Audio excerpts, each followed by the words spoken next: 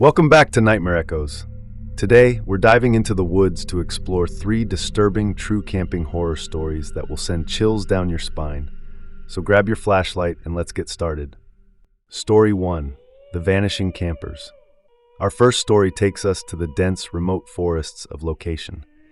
A group of 5 friends, all in their 20s, were eager for a weekend getaway to escape the stresses of everyday life. They had planned this camping trip for months, and were excited to get away from their phones, work, and the hustle and bustle of the city. The area they chose was known for its breathtaking views and peaceful surroundings, a perfect place to unwind. The first day of their trip was everything they had hoped for. They set up camp by a sparkling stream where they spent the day fishing, telling stories, and enjoying the beauty of nature. The evening was clear, with stars lighting up the night sky as they gathered around a campfire. The warm glow of the fire illuminated their faces as they laughed and shared their best memories. It felt like paradise. But when night fell and the fire began to die down, a sudden chill overtook the air. The wind whispered through the trees, and a sense of unease began to settle over the group. They decided to split up for a while and explore the nearby woods. Each of them walked in different directions, agreeing to meet back at the campsite in an hour. The forest at night was quiet, save for the sound of their footsteps on the forest floor. As they ventured deeper into the woods, they noticed how the atmosphere seemed to change. The trees, tall and towering in the daylight, now looked twisted and menacing.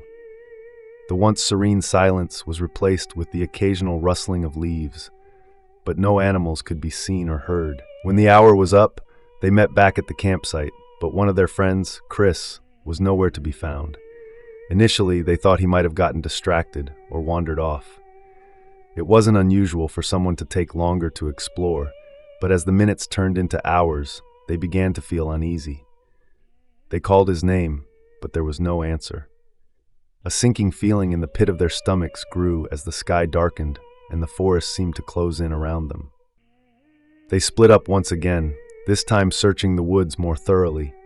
They shouted his name, but all that answered was the eerie silence of the forest. Time seemed to slow down and the air felt heavier, colder. Hours passed and their worry turned to panic. The temperature dropped rapidly and the moonlight barely filtered through the thick canopy above. Every twig snap or rustle in the bushes sent them into a frenzy, but still there was no sign of Chris. Desperation set in, and they huddled together near the campsite, not daring to wander far. But it was as if the forest had swallowed him whole. By the time morning arrived, they had no choice but to report Chris as missing. The authorities arrived with a search party, and they combed through the area, calling out his name, hoping for some kind of answer. Days passed with no sign of Chris. The search expanded, with helicopters and teams of trackers brought in, but it was as though the forest was conspiring to keep him hidden. On the 4th day, just as they were losing all hope, they received a call. Chris had been found. He was miles away from the campsite, looking dazed and confused. He was physically unharmed, but his eyes held a distant, haunted look. When they brought him back to the campsite, he could barely speak. His clothes were torn and his face was pale, his hair matted with sweat, but he seemed to have no clear memory of the events that had occurred. They rushed him to the hospital, where doctors checked him over. He had no injuries or signs of abuse, yet he couldn't explain what had happened during those missing hours. His mind was foggy, and he struggled to piece together a coherent narrative. All he could say was that he had been followed, but when asked to describe the figure, he only offered vague descriptions of shadows and flickering lights in the woods. Chris claimed that he felt an overwhelming presence behind him, something watching him from the darkness. He heard whispers, soft at first like the wind, but growing louder and more insistent as the night wore on. He swore he saw shapes moving through the trees, figures that didn't belong. He said he was constantly running, but no matter how fast he went, he could never escape. Every time he thought he was lost, he'd hear the same whispers calling to him, urging him to go further into the woods. It was as if the woods themselves had taken hold of him, pulling him deeper into their heart. There were moments when he thought he was hallucinating, but the fear was so real, so palpable, that it felt as though something truly sinister was out there. It was only when he was found, lying on the cold forest floor miles away from the campsite, that the whispers ceased, and the terrifying sensation of being watched finally lifted. Despite all of this, Chris could never truly explain what had happened. He could never fully grasp the events of that night, only that the forest had a strange power over him, an oppressive, chilling force that he could not escape. He refused to go back to the forest again, and neither did any of his friends. The group slowly disbanded, each of them carrying the weight of that experience with them, forever changed. And as for the forest, it remains as it always was, dense, dark, and full of secrets, still holding the answers to the questions no one dares ask. The legend of the vanishing campers lingers in the quiet corners of town, a chilling reminder that some places should never be explored, and some things should never be uncovered. To this day, no one knows what truly happened to Chris during those missing hours. Was it a prank, a figment of his imagination, or something far darker, waiting for its next victim? Story 2. The Whispering Woods. Our second story takes place in a secluded part of the forest, known for its stunning views and tranquil atmosphere. It was a perfect spot for a couple, Emma and Daniel, who had decided to escape the stress of everyday life for a weekend camping trip. After setting up their tent and gathering firewood, they enjoyed a peaceful evening surrounded by nature's beauty. The crackling fire illuminated the trees, and they shared stories as the night sky stretched out above them, filled with countless stars. As the night wore on, the warmth of the fire began to wane, and the sounds of the forest grew more pronounced. A gentle breeze rustled through the leaves, creating an eerie soundtrack to their quiet conversation. They sat back, relaxing in the peace of the wilderness, when suddenly they heard a soft whisper. It was faint at first, like the wind brushing past their ears. But as it grew louder, Emma and Daniel exchanged nervous glances. "Did you hear that?" Emma asked, her voice barely a whisper. Daniel nodded, his brow furrowing. He could have sworn he had heard something too. "It's probably just the wind," he said, trying to dismiss the unease growing inside him. But as the minutes passed, the whispers became more distinct. It was as if they were coming from the trees themselves. Emma and Daniel could make out words now, softly spoken yet unmistakable. "Emma, Daniel, come closer." A chill ran down their spines. Both of them stood up, instinctively moving closer to the fire for comfort. The whispers continued, growing louder and more insistent. "Emma, Daniel, we're waiting." Terrified, they looked around but saw nothing but the dark silhouettes of the trees, swaying gently in the night breeze. The air felt thick, heavy with an unexplainable pressure. Daniel grabbed a flashlight and swept it across the campsite, but the beam revealed nothing out of the ordinary. "This isn't right," Emma whispered, her voice trembling. "We need to leave." She was right. As they quickly began packing up their belongings, they noticed something unsettling. Strange symbols carved into the trunks of the trees surrounding them. The markings were crude, almost ancient-looking, with twisted shapes that sent a shiver down their spines. They hadn't noticed them earlier, but now they seemed to be everywhere, etched into every tree around the campsite. Panic set in. Their hands shook as they packed their gear, moving quickly but carefully. The whispers grew louder and more frantic, almost like a chorus, all calling their names now. "Emma, Daniel, why are you leaving?" Just as they finished packing, Emma noticed something else, dark, shadowy figures moving between the trees. They were indistinct, but she could feel their presence. Something was watching them, waiting. In a rush, they grabbed their bags and hurried toward the trail that would lead them back to the car. But as they made their way down the narrow path, they heard footsteps behind them, echoing through the trees. Every time they turned around, there was nothing there, but the sounds persisted, growing closer. Finally, they reached the edge of the forest, where the trees gave way to a clearing. Emma and Daniel didn't stop to look back. They sprinted to the car, their hearts pounding, and jumped in, locking the doors. As they started the engine, the whispers faded into the distance, but the feeling of being followed remained. The drive back was quiet, but neither of them spoke. Both Emma and Daniel were shaken to their core, unsure of what they had just experienced. Had they imagined it? Was it just the wind playing tricks on them? Or had they truly encountered something paranormal? The next day, once they were safely home, Emma couldn't shake the feeling that the forest had left something with them. A sense of unease lingered, and she found herself constantly checking over her shoulder, wondering if they had really escaped whatever had been waiting for them in the woods. They later learned that the area they had camped in was infamous for strange occurrences. Local legends spoke of spirits that haunted the forest, entities that preyed on those who dared to wander too deep. Many people claimed to have heard the whispers, but no one knew who or what they came from. The symbols on the trees, they discovered, were believed to be a warning, a sign that the forest was not to be disturbed.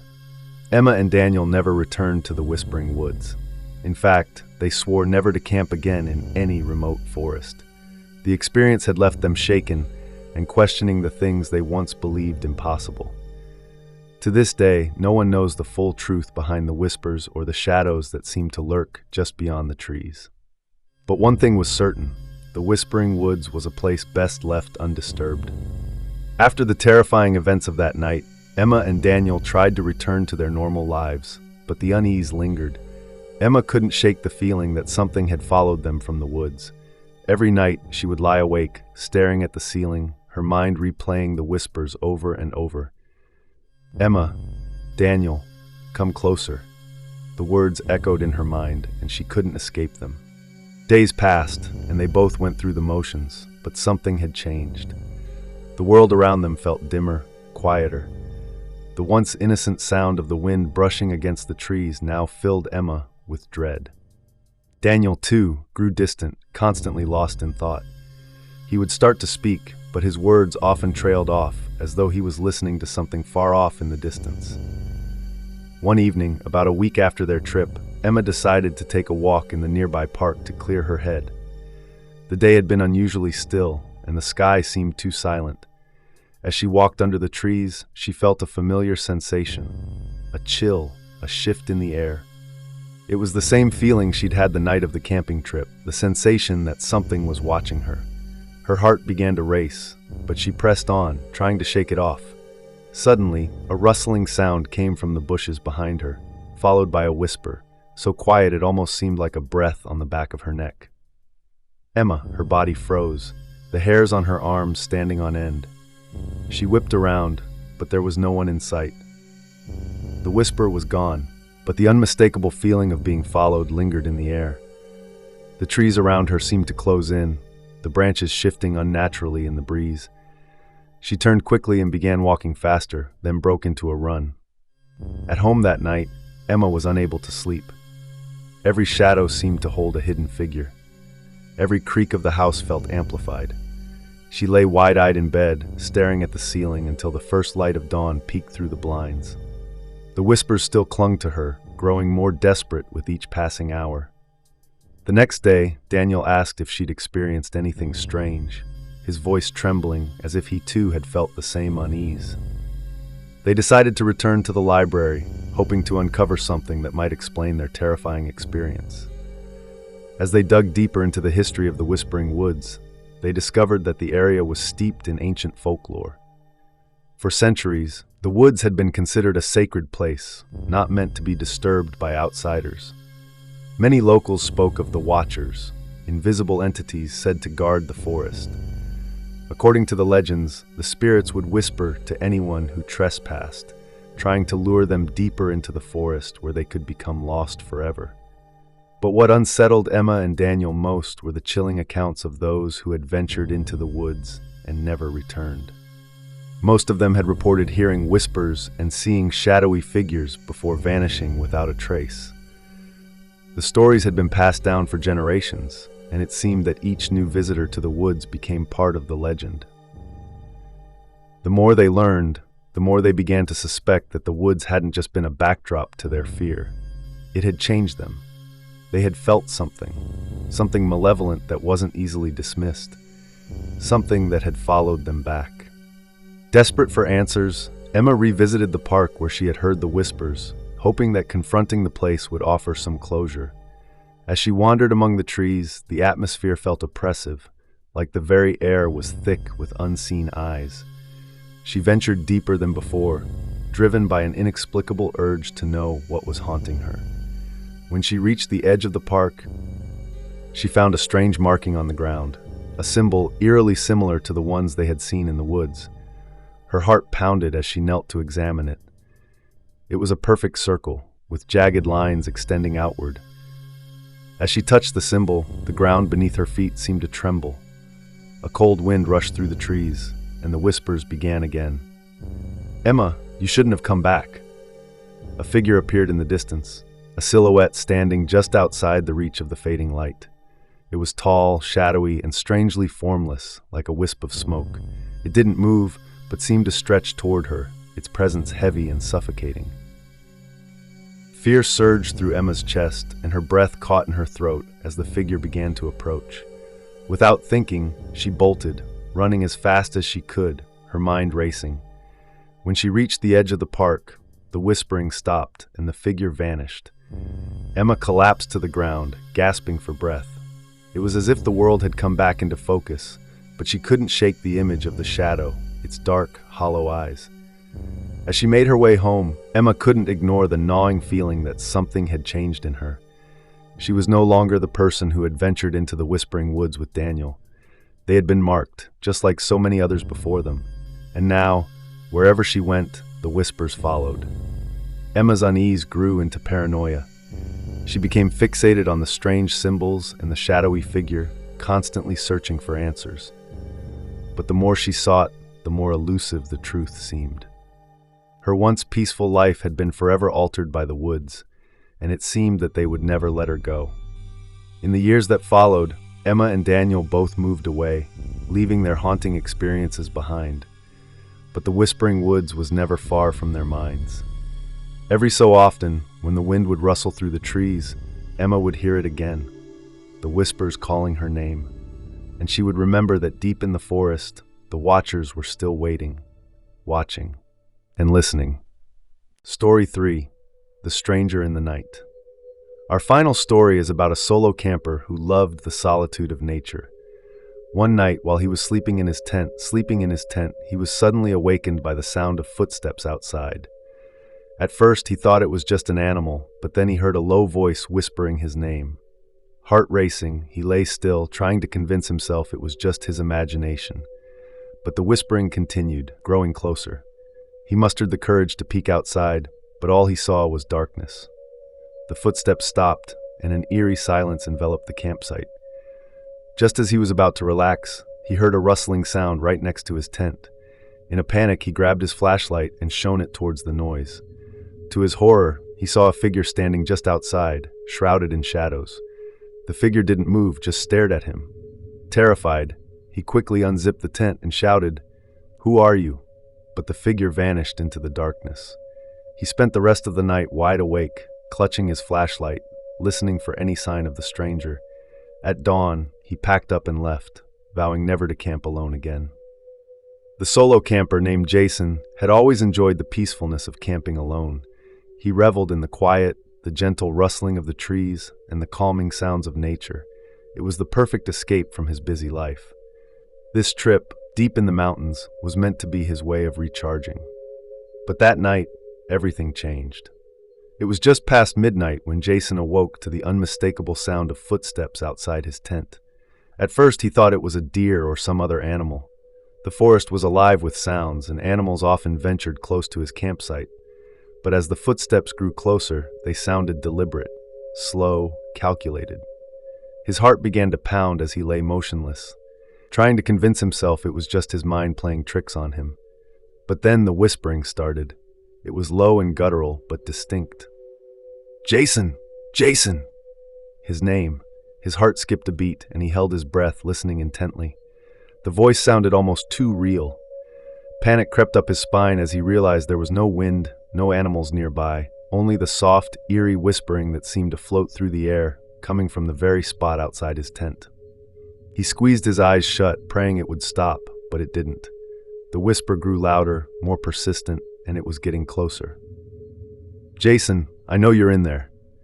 His hands trembled as he reached for his flashlight.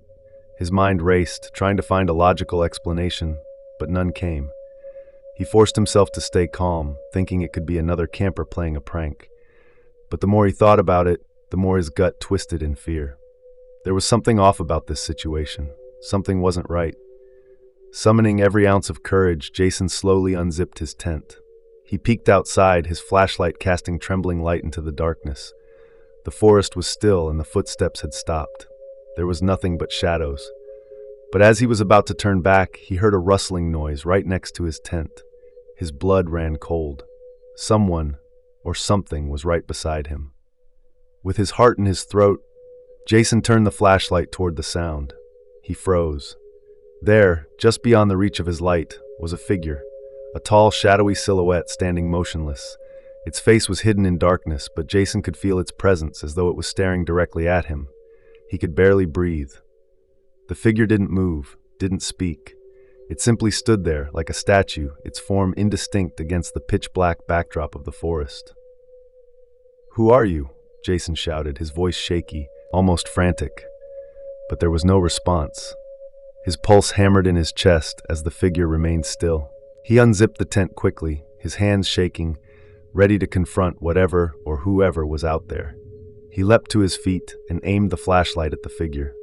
But in the instant the beam of light hit the figure, it vanished. No footsteps, no rustling.